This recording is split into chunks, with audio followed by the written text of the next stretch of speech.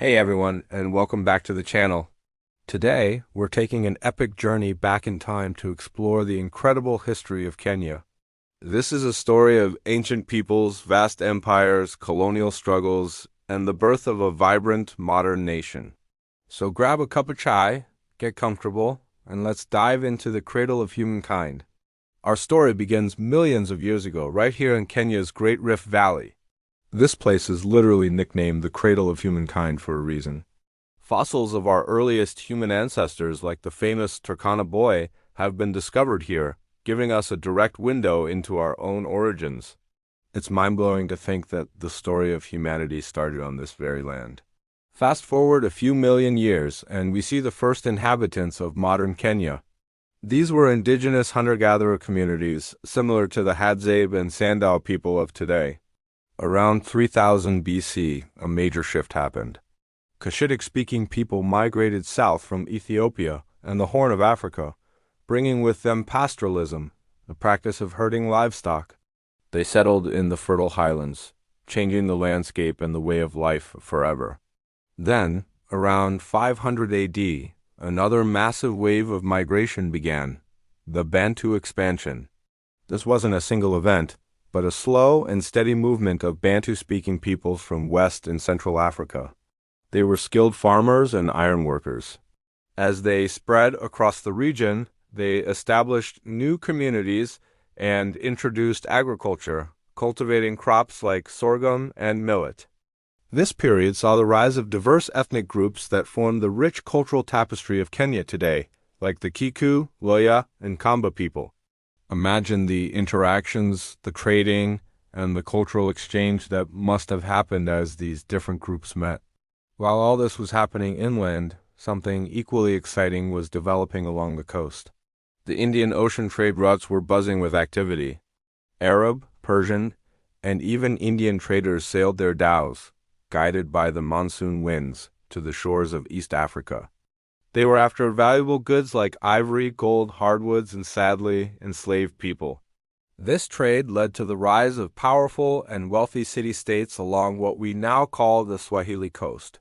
Cities like Mombasa, Malindi, and Lamu became cosmopolitan hubs of commerce and culture.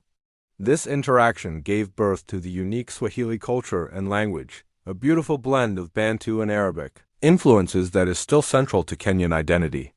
The stone towns, with their intricate architecture and carved wooden doors, stand today as silent witnesses to this golden age of trade. But this prosperity didn't go unnoticed. In the late 15th century, a new power arrived on the scene, the Portuguese. Led by explorers like Vasco da Gama, they were looking for a direct sea route to India and its spice trade. They saw the wealthy Swahili city-states as both rivals and opportunities. What followed was a period of conflict. The Portuguese, with their superior naval firepower, conquered and controlled key coastal cities, including Mombasa, for nearly 200 years. They built imposing forts, like the famous Fort Jesus in Mombasa, to solidify their rule and control the lucrative trade routes.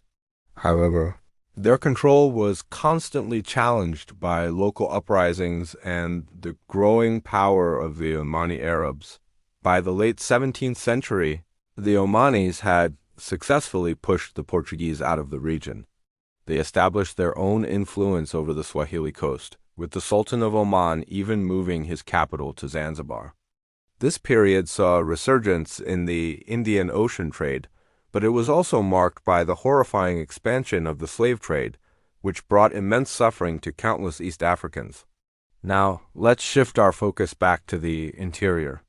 The 19th century was a time of great change and sometimes turmoil. This was the era of the Maasai, an Aladic-speaking pastoralist group who migrated into Kenya from the north. Known for their fierce warrior culture, they came to dominate large swaths of the Rift Valley. Their expansion led to conflicts with other groups like the Kikuyu as they competed for grazing land and water. This period, known as the Mafeking or crushing, saw widespread migration and the formation of new alliances as different communities adapted to the changing power dynamics. But a far greater power was on the horizon. In the late 19th century, the scramble for Africa began. as European powers rushed to carve up the continent for themselves. For Kenya, this meant the arrival of the British. Driven by economic interests, strategic ambitions, and a self-proclaimed civilizing mission, the British East Africa Company began to make inroads. Their primary goal was to build a railway from the port of Mombasa to Lake Victoria in Uganda, to secure the source of the Nile and facilitate trade. This massive engineering project was nicknamed the Lunatic Express because of the immense costs and the dangers faced by the workers, including diseases and attacks by lions, the infamous man-eaters of Tsavo. The railway was a game-changer. It opened up the interior of Kenya to British influence and settlement. As the railway was built, the British declared a protectorate over the territory in 1895, and by 1920 it officially became the Kenya colony. The colonial government encouraged white settlers to come and farm the fertile highlands, which they called the White Highlands. They dispossessed local communities, particularly the Kikuyu and Maasai, of their ancestral lands, pushing them into native reserves.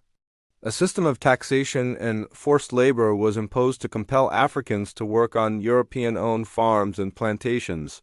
This colonial rule was met with resistance from the very beginning.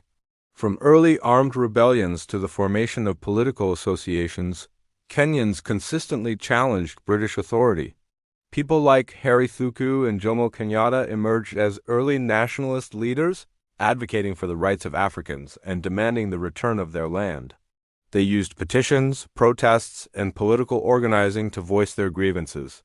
The frustration and anger boiled over in the 1950s with the Momo Uprising.